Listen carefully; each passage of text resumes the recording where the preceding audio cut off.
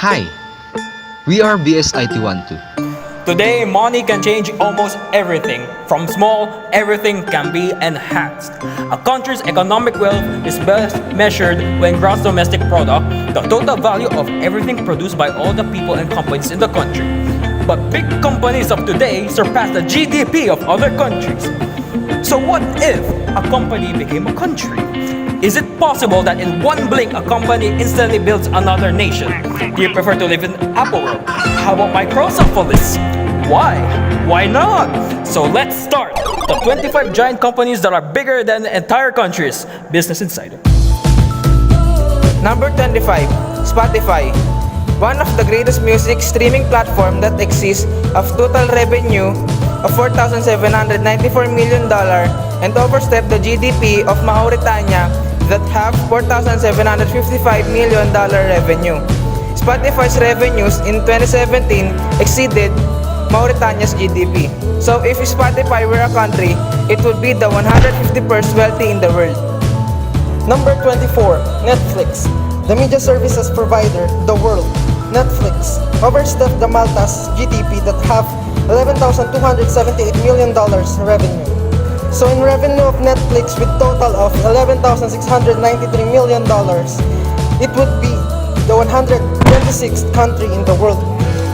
Number 23, Tesla. Automotive and energy company in California have total revenue of $12,000 million and stepped the Albania GDP that have $11,865 million US dollars. Albania is rich in natural resources.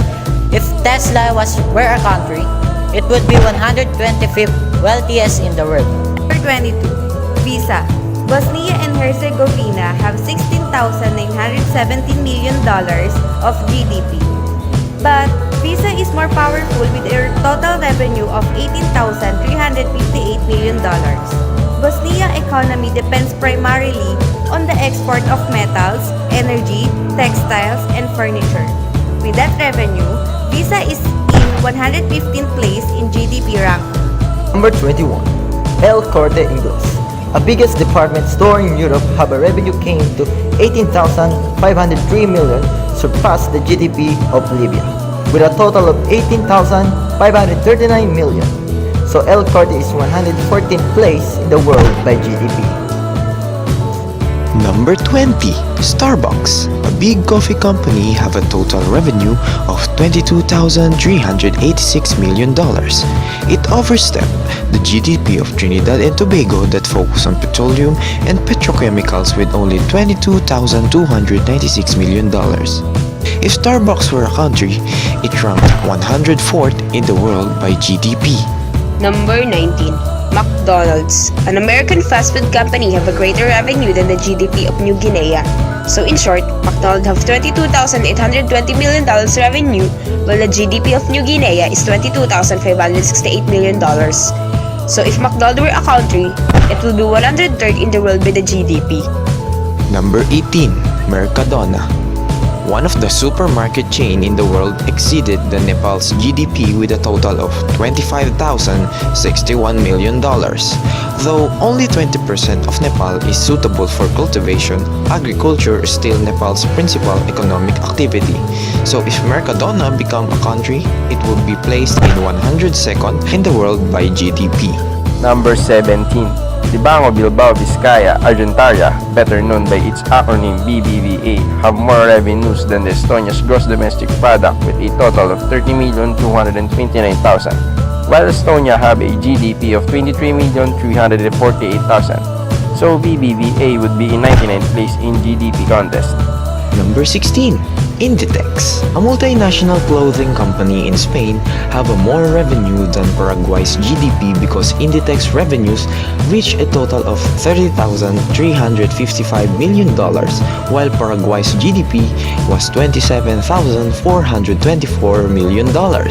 Paraguay's market economy is particularly dependent on agriculture, with one of its main exports being soybeans.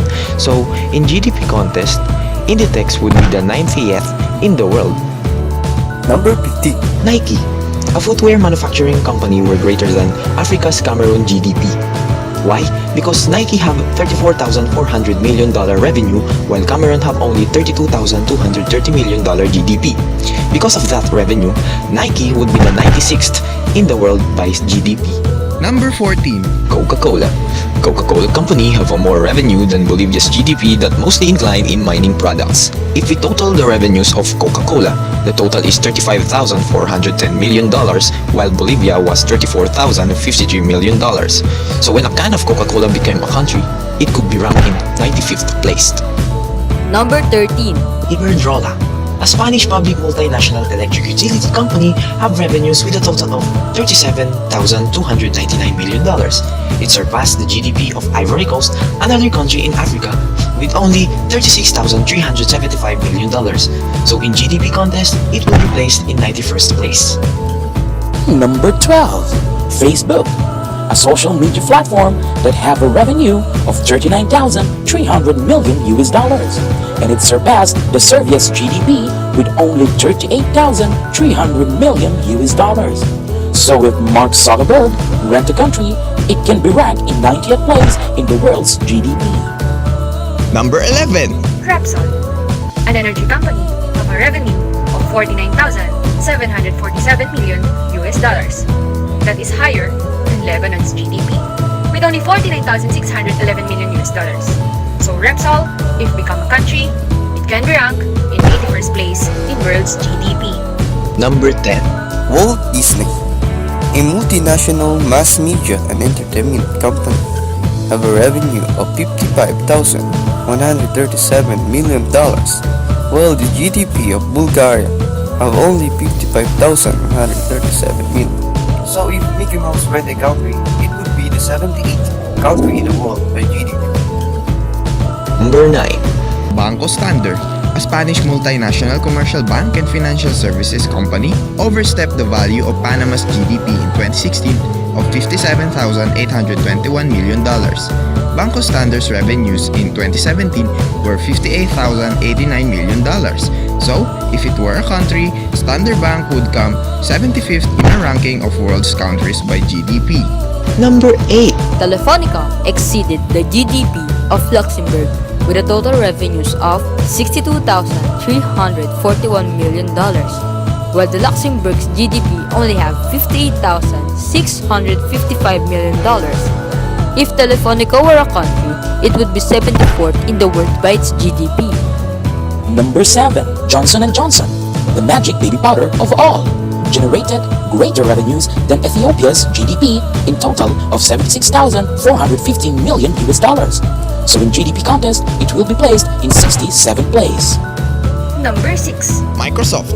Microsoft Corporation, a multinational technology company, surpassed Slovakia's GDP. Microsoft have $89,950 million revenues in 2017, while Slovakia have $89,806 million of GDP in 2016. So if Microsoft were a country, it will be ranked in 65th place in world's GDP. Number 5. Alphabet. The Alphabet, Google's parent company with $110,900 million revenue, exceeded the Puerto Rico's GDP with only having $105,035 million. With this kind of revenues, Alphabet will be the 59th in the world if become a country. Number 4.